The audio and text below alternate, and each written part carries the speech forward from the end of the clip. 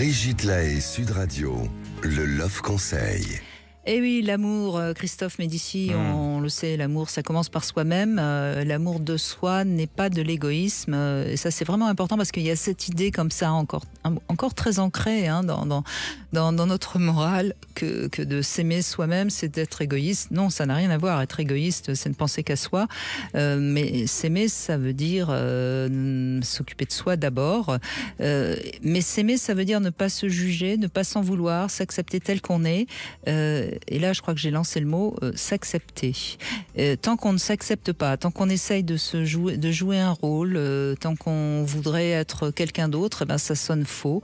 On ne peut pas s'aimer tant qu'on ne s'accepte pas. Et si par exemple, on va prendre un défaut. Bon, pas très grave, mais si par exemple on se trouve un peu paresseux, il faut accepter cette tendance à la paresse et en profiter pour justement vous relaxer au lieu de vous vautrer dans votre canapé, se relaxer, être en contemplation. C'est des je dirais les qualités de la paresse, savoir être à l'écoute des autres sans rien faire, c'est une qualité de la paresse. Donc il y a toujours une manière de se voir d'une manière positive. Et à partir du moment où vous êtes en bonne relation avec vous, eh bien forcément, il va en sortir quelque chose de positif, il va en sortir de la créativité. Et d'un défaut, vous verrez que vous pourrez en trouver quelque chose de tout à fait positif.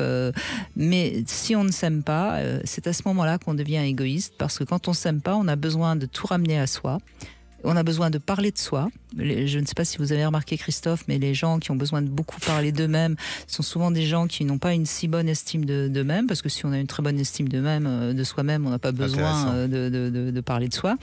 Ne vous traitez jamais de stupide. Ne vous dites jamais « Oh, je suis con, Non, vous avez peut-être fait une connerie, mais vous n'êtes pas con. C'est très important. Nuance. Non, mais la nuance est essentielle. Appréciez les petites choses dont vous êtes capable, et puis petit à petit, vous verrez que vous en ferez des plus grandes. Aimez-vous physiquement tel que vous êtes, c'est comme ça, vous êtes né comme ça, c'est vos origines, vous êtes unique et il faut s'accepter.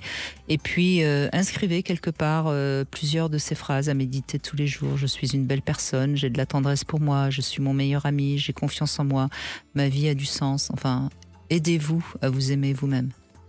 Tout à fait d'accord. L'estime de soi, autrement dit, ça se travaille. L'amour de soi, ça se travaille. Oui, et c'est tout le temps, toujours. Et il faut vraiment, je vous assure, c'est une condition indispensable pour être bien avec soi et bien avec les autres.